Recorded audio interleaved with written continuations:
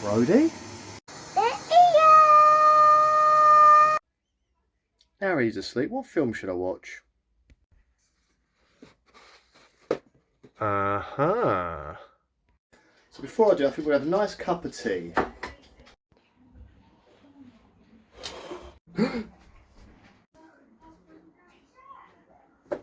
Gotcha!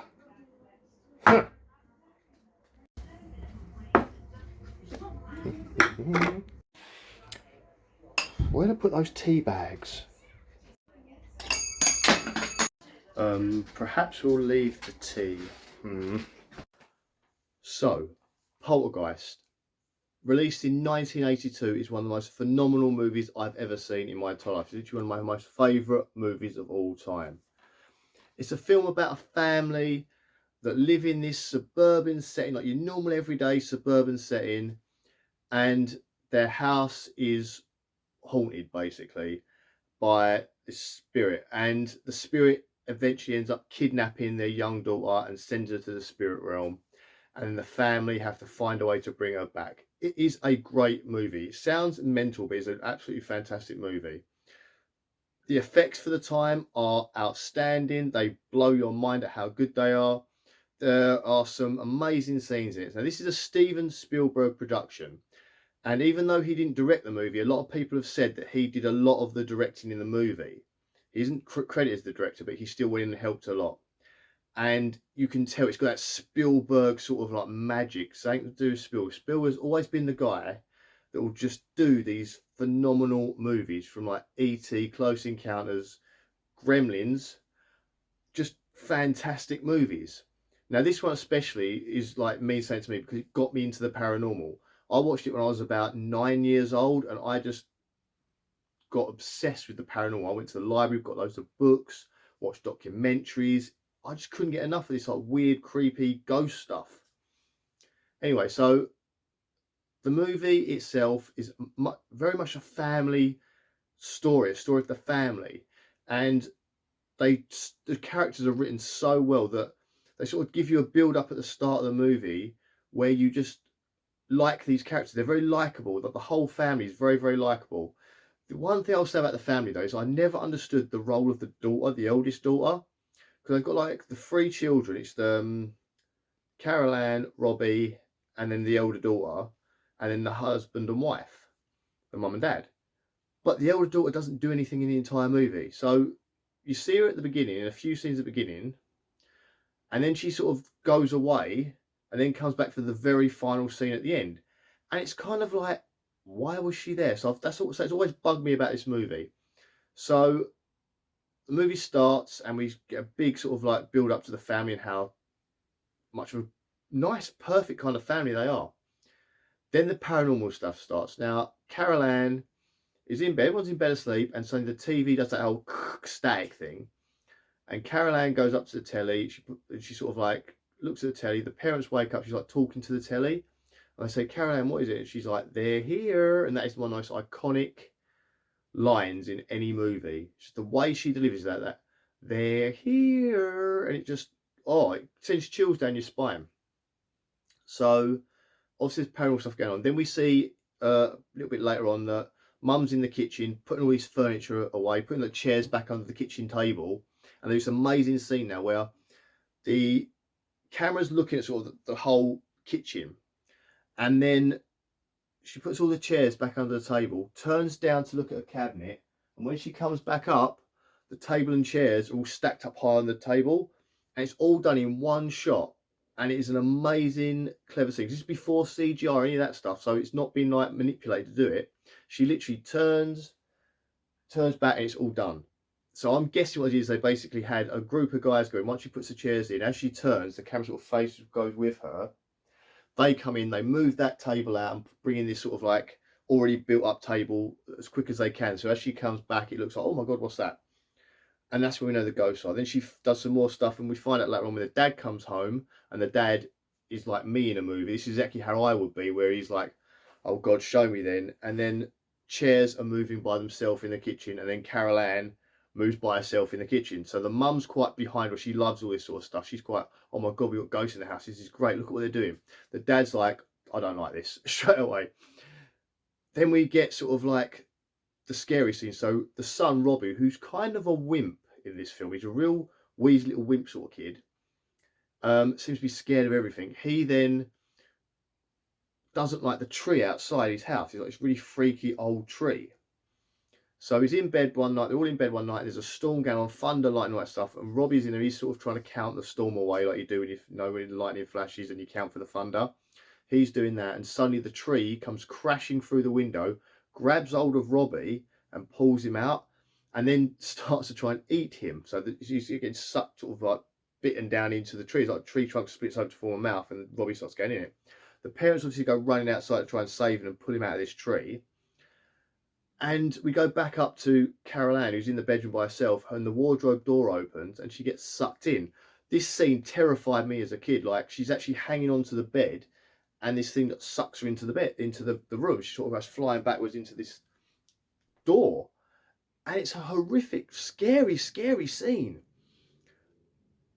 So then the parents, after they save Robbie, get him out of the tree, go upstairs, realise Carol Ann's not there. They're running around the house looking for her like crazy, like, where is she? And then Robbie hears the TV. Robbie, who's now traumatized massively, hears the TV talking. It's Carol Ann's voice. He shouts his mum. His mum comes down and he's screaming at her on TV. And then the mum hears it. So now we know Carol Ann is in the house, but not within this world, if that makes sense. She's gone to like the paranormal world. So the dad goes out and finds some paranormal investigators. This goes on over a week or so. Then he goes out looking for paranormal investigators. Doesn't go to the police, just goes to paranormal investigators. And a team of 3 paranormal investigators turn up. And these are the nicest people. This movie doesn't have villains. Like most movies will have a villain. It kind of has one sort of later. But everyone in this film seems to be really nice and likable. And that's what makes you more care about what happens to them. And that's a great thing that Spielberg and that lot and the team did for this film, is make you care so much about these people. So the paranormal investigators come in, and there is one of my favorite scenes in this movie happens. So one of the paranormal investigators is quite proud of himself that he once recorded a toy car roll across the floor about 7, I think it said rolled like 7 foot or something across the floor.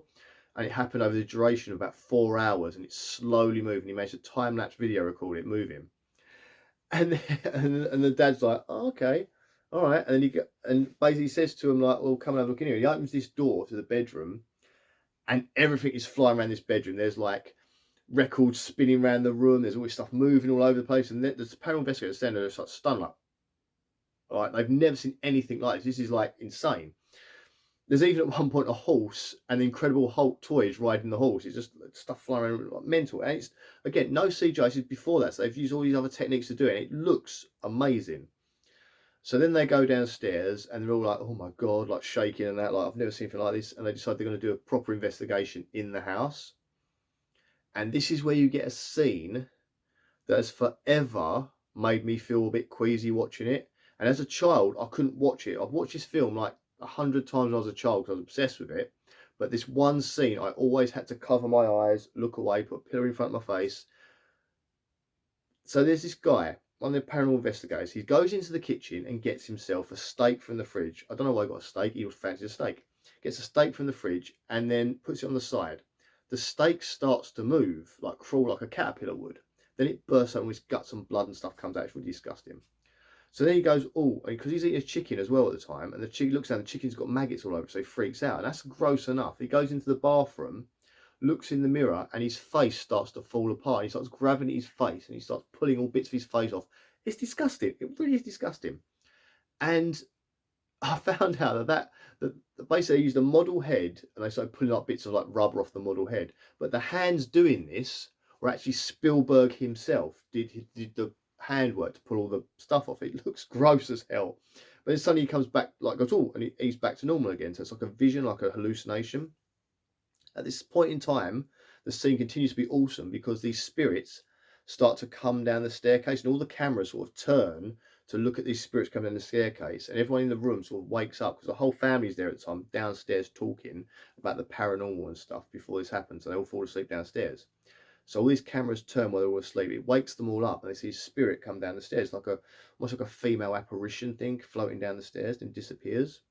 When they watch the footage of the cameras back, we see that there was hundreds of people going down those stairs, not just that girl, and they're like hats on and stuff. So there's loads of ghosts in this house that are sort of living in it.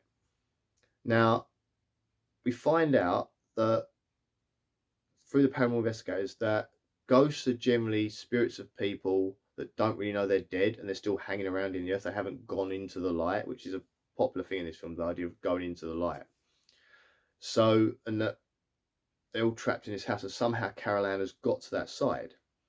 So the paranormal investigators know that they can't deal with this alone, so they call upon the help of a medium.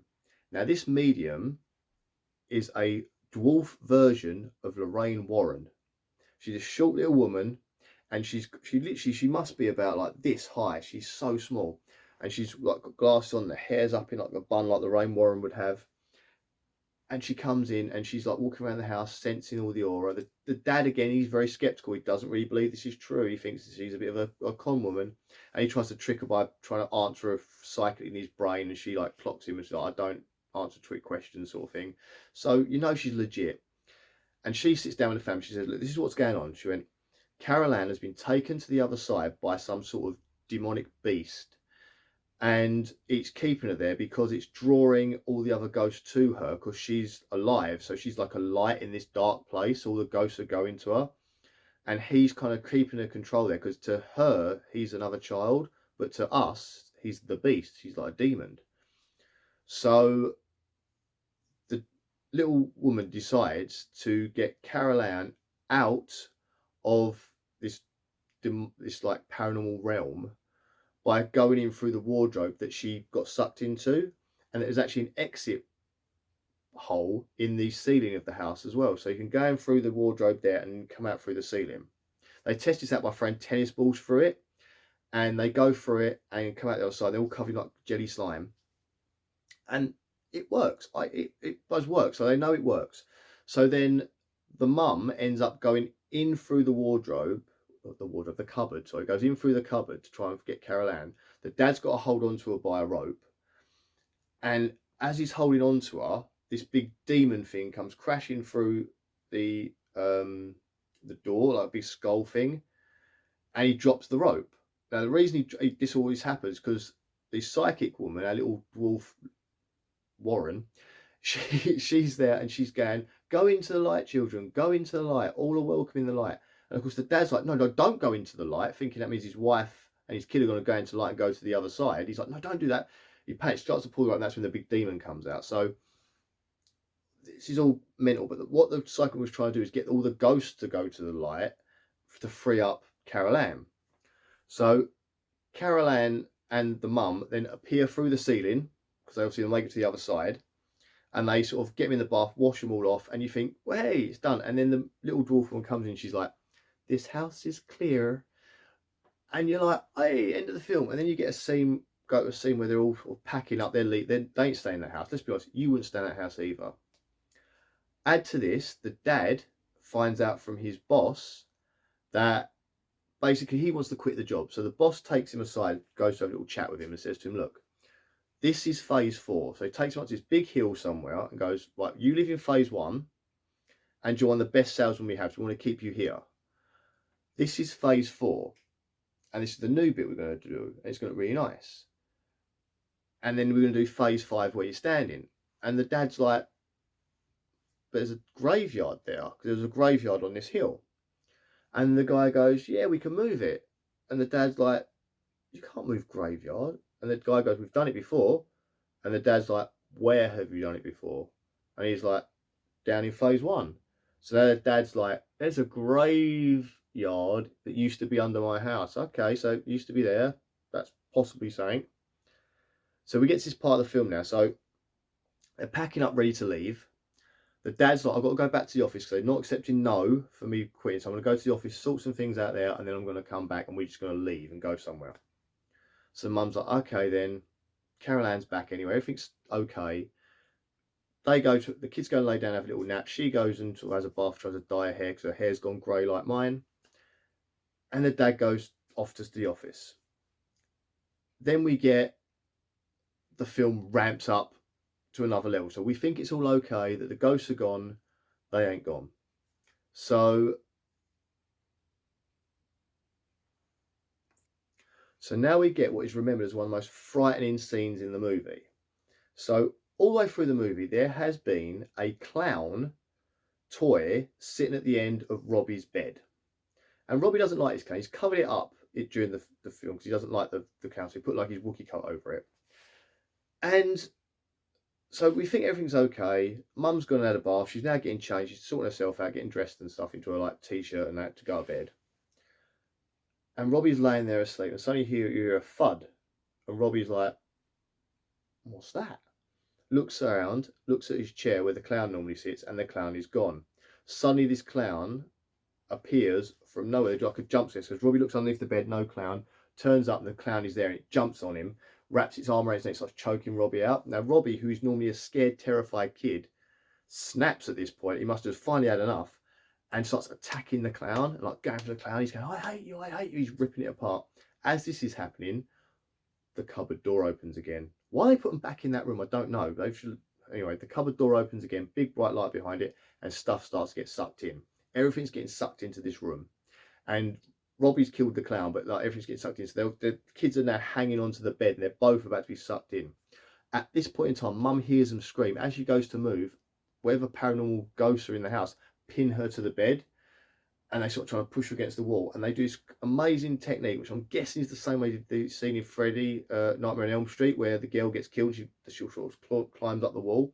Well, they take a room, and they literally turn the room, because she's now like going up the wall, and she's on the ceiling, she's trying to get down, and she falls down, she goes running after her kids, tries to get into the bedroom with her kids. I mean, there's a demon thing in front of the door, and this thing, it's like an effect from the Ghostbusters movie, very similar to the way they did the ghosts there, but it's demon thing in front of the door. She can't get in. She's screaming, so she runs out of the house, tries to go looking for someone to help, falls in. They've got a swimming pool in the back garden that they've been digging out, so it's just all like mud and stuff that they haven't put the tiles on yet. She falls into that, and suddenly these corpses start coming out of the ground. All these like skeletal, rotten corpses are coming out of the ground, and grey and coffins are popping up and opening up. There's people in them, and she's screaming in this pool. And this imagery is fantastic of her and all these like dead bodies around her. And there's rumours that they were real dead bodies as well as the rumour. Whether that's true, battery ran out on my phone. Anyway, so whether or not that's true that they were dead bodies, I don't know. But it's still a great story to tell about the making of the movie. So she then gets helped out by a neighbour, and she goes running back in, tries to get the neighbours going with her. He's having no part because at this point the house is now flashing lights everywhere. It's all gone proper spooky crazy. She then runs back into the house, manages to get upstairs to where the kids are, and she has to run to the door. But even though the ghost trying to make it like the door's further away than it is, she's still bolting herself in now, gets in, and the kids are being sucked into this void, into this cupboard bright white light thing. And they're both hanging on for dear life, like trying to, and the bed's breaking and they're about to go. So then the mum's like, grab my hand. So Robbie grabs her hand, then grabs Carolan's hand, and the mum brings them all in, gets them together, and they start trying to head out the house. But as they're doing it, all these coffins are coming up and bodies are falling out of these coffins. And there's so many dead bodies flying about everywhere. And she's trying to get out of the house. Suddenly Dad turns up back from work with his boss, goes to run in the house, goes to the front door, and this coffin comes up and opens up in front of him. And he turns to his boss hysterically, and he's like, you didn't move the bodies, you moved all the headstones. So basically, when they went to build on that area and they took down the old graveyard, all they did was took away the headstones. They left the bodies in the ground and built the house on top. So these bodies and these spirits from these bodies are now what's in the house. And the dad's just going mental. He's got his boss by the thing. He's like, you did this, you didn't move the bodies, you left them there, you moved the headstones only. And he starts screaming. This guy looks terrified. Then we get, oh my God, then the dad turns around, the kids come running out of the house with the thing, they jump in a car, they drive off like crazy. As they're trying to get away, the whole street is now going mental. So the house is flickering like this. There are fire hydrants exploding, fire bursting out of somewhere else. There's the storm grate, like sewer grate things are flying up in the air. Everyone's come out of the house to watch it. There's cars are getting knocked over left, right, and centre, and smashed to pieces. and the boss is standing in front of the house as the house implodes in itself. And it's such an amazing effect how they did that. All I'm guessing is how they did it is they had like a house, crunched it up like paper, and then pulled it apart, then reversed that happening. I don't know. However they did it, it looks amazing, and it all disappears into a big white ball of light, and then knocks everyone back on the floor. And then you see the family are driving away, just leaving the area. They then turn up to a motel, go to get in their motel room, and you get this quite comical little ending where they walk into the hotel room and shut the door, and a few seconds go past, and the door opens again, and the dad throws the TV outside because obviously Carol Ann, the TV, and oh my god, what an amazing movie from start to finish! You are hooked at the moment you watch it. You care about these people. It is phenomenal. One of the best movies I've ever seen, and it's just fantastic. Now, there is no way in hell anyone is ever going to remake this movie because it's such a good movie. Do you know what I mean? There's no way in hell that anyone would even think about trying to recreate the perfectness of the original Poltergeist. Someone's bloody gone and remade it. Gonna have to watch this one now. Right, so I've now watched the remake of Poltergeist. And it's nowhere near as good as the original in my book. It doesn't have that magic that the original has. And you could argue that's just nostalgia and all that. But I just don't think it has as much feeling in it. Like the original Poltergeist, as I said before, it's the family that make that movie. It's that the connection, the fact that you don't want anything bad to happen to them. This family, while they're not a bad family, you kind of like them, but they're more flawed, and you just don't care as much when it's all going wrong for them, and you don't feel as connected to them as you do in the previous movie, in the original. The dad figure, he's a lot more flawed and a lot more unlikable. He's played by a great actor. The actor's been in lots of different films. He's quite a famous sort of actor, but he didn't come across. He usually plays a villain in a lot of films or cinema, or a crazy person or a villain. So it didn't work as being the lovable dad in this. There's a few times where he's kind of loses his temper a little bit, and you think, oh, it's not the same. And the mum isn't as strong in this one. I feel that the mother character is not as strong. The boy character they kind of make a bit better because he kind of has a redemption of the boy, where the boy in the original film is quite cowardly and whiny and whingy. The boy is very much similar in this film until he gets his courage. The eldest daughter, I will say that they give the eldest daughter something to do. She's in the whole way through the film this time, and she's more of a character that's sort of like part of the family, which I quite like that because in the original movie they just don't even bother with her. But yeah, it worked well. Now, in that sense, like they improved her. Now, as far as the paranormal investigators go, the first three that turn up, they're nowhere near as good as the original ones. You get more of a sense that those ones are there to do the job right. They try and make them more comic relief in this one. And again, it's the Poltergeist. It doesn't need comic relief, but a lot of the films at the time have that kind of comic relief. I mean, this was made in 2015, 2 years after The Conjuring. So it's got that Conjuring fear factor. They're trying to put that in. So obviously influenced by that a lot by trying to put some of the jump scares and that in it. To compare it to the original, there are scenes where they've used the vibe from the original, they've tried to make it more modern, and it comes across a bit too CGI for me. For instance, like when Robbie gets attacked by the clown in the original movie, it's just a short one scene. In this movie, they make it like there's 20 clowns running around the room, and the main clown sort of like running at him and like disappearing. It was too much to me. And when the tree attacks as well, it's not just like the tree bashes in and grabs him and pulls him out. It's like you've got like a proper CGI tree hand going around the house trying to grab him. It grabs him by the leg and pulls him out. It's a bit. It's like too much to me. It doesn't need to be that much. Again, like with the scene where I think they call her Maddie in this one, but it's like the Carol Ann scene where she gets sucked into the wardrobe.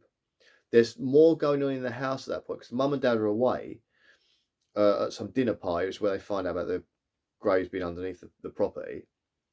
they're at a dinner party, and it's just the sister looking after him, and she gets trapped down the basement. There's like mud coming up through the basement and bodies randomly, arms coming out. And it just, again, it was all CGI. And it did look CGI. It didn't look perfect, and it's a shame because you could have done a lot more practical with that. And this film could have been all right, but the ending of it just goes a bit too stupid. Like the original one kind of grounded the ending a bit.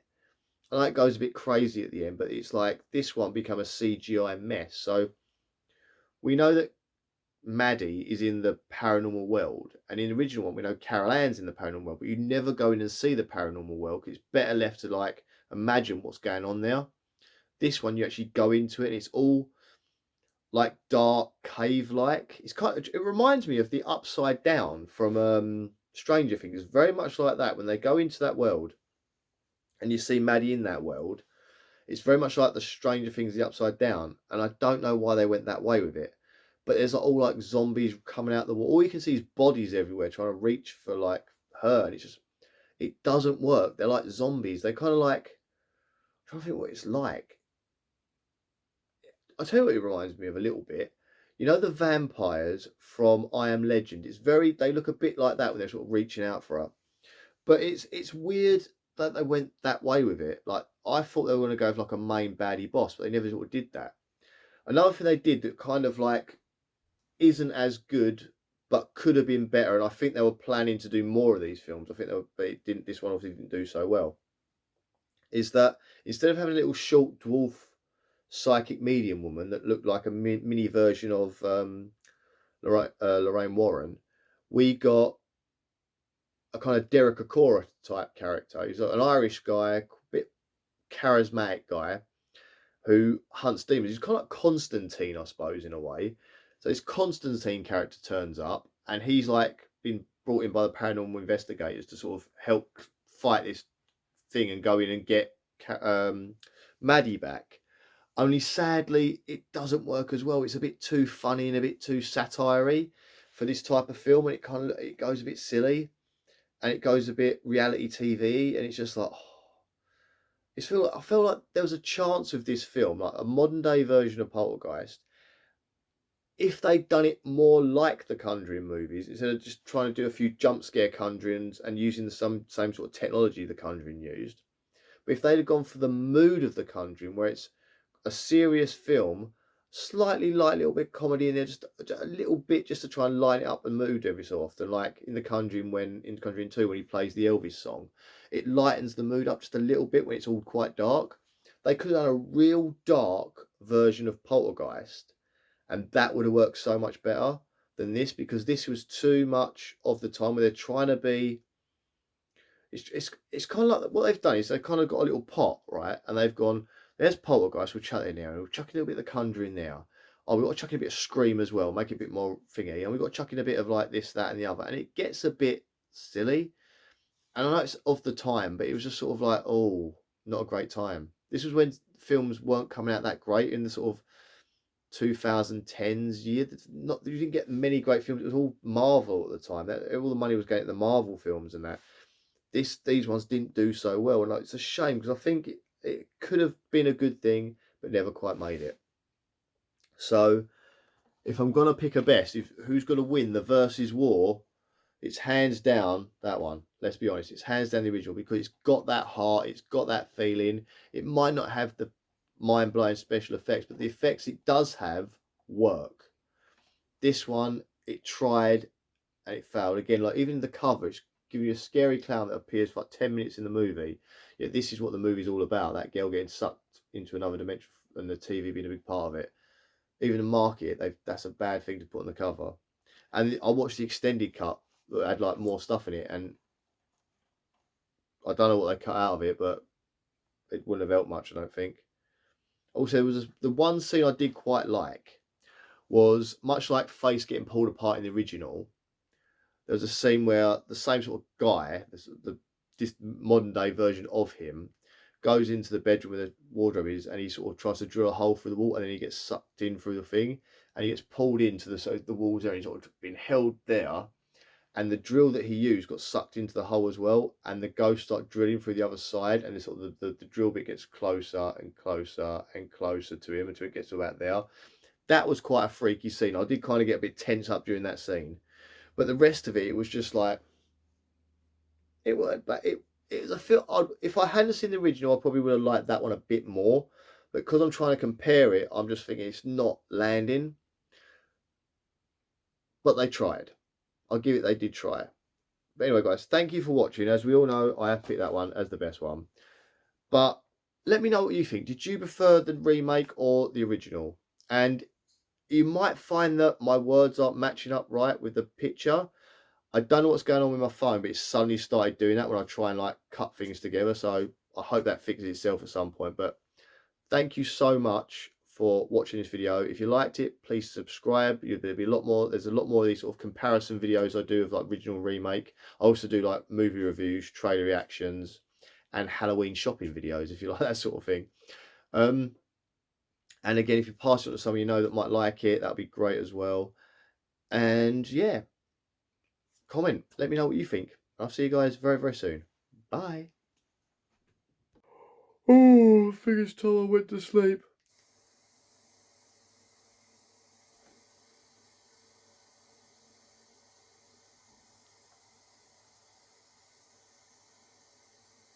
Oh crap.